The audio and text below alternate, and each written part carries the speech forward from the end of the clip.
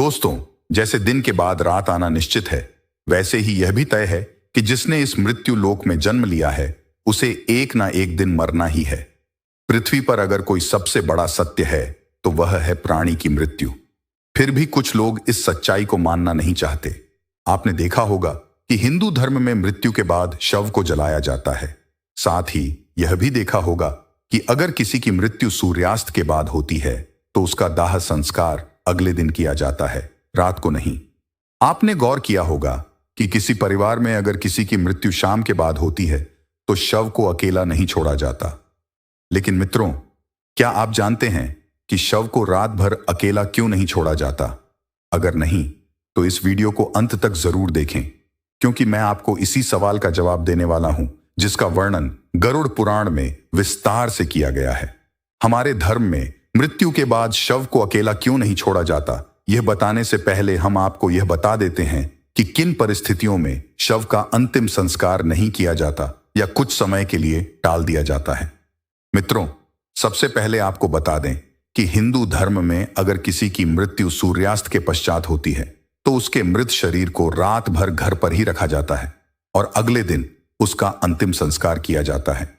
इसके अलावा अगर किसी की मृत्यु पंचक काल में होती है तो उसके शव को भी कुछ समय के लिए घर पर रखा जाता है और जब पंचक काल समाप्त होता है उसके बाद ही उसका दाह संस्कार किया जाता है। गरुड़ पुराण में बताया गया है कि अगर सूर्यास्त के बाद या पंचक समय में किसी मृत शरीर का दाह संस्कार किया जाए तो उसे मोक्ष की प्राप्ति नहीं होती। इसीलिए अगर कोई रात में मर जाए तो शव को श्मशान घाट नहीं ले जाया जाता और घर पर ही रखा जाता है। सुबह होने का इंतजार किया जाता है और ऐसे में मृत शरीर को एक भी पल के लिए अकेला नहीं छोड़ा जाता। कोई न कोई व्यक्ति हमेशा रखवाली के लिए मौजूद रहता है। मृत शरीर को अकेला नहीं छोड़ने का सबसे बड़ा कारण है कि अगर शव को अकेला छोड़ दिया जाए तो कुत्ते, बिल्ली जैसे जानवर उसे नोच सकते हैं। गरुड़ पुराण के अनुसार ऐसे में मृत आत्मा को भी यमलोक के मार्ग में यातनाएं सहनी पड़ती हैं।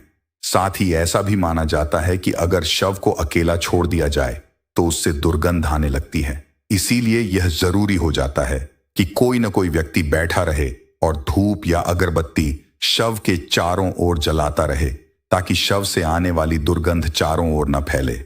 गरुड़ पुराण के अनुसार भगवान विष्णु के पूछने पर गरुड़ बताते हैं कि अगर किसी की मृत्यु हो जाती है और उसकी कोई संतान नहीं है तो ऐसे समय पर भी शव को घर पर रखा जा सकता है जब तक कि उसका पुत्र ना आ जाए, क्योंकि जब खुद की संतान मृत शरीर को मुखाग्नि नहीं देती तो उसका उद्धार नहीं हो पाता और वह कई वर्षों तक इसी मृत्यु लोक में भटकता रहता है। इसके बाद विष्णु जी बताते हैं कि सूर्यास्त के बाद अगर किसी मृत शरीर को जला दिया जाए तो वह मृत आत्मा असुर, दानव या पिशाच योनि में जन्म लेती है, जहां उसे कई तरह के कष्ट सहने पड़ते हैं। यही वजह है कि हिंदू धर्म में रात को अंतिम संस्कार करने से मना किया गया है।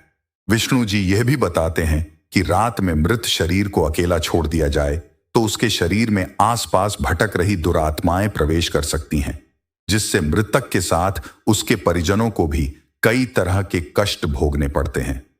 साथ ही यह भी माना जाता है कि मृत व्यक्ति की आत्मा वहीं पर भटकती रहती है और अपने परिजनों को देखती रहती है।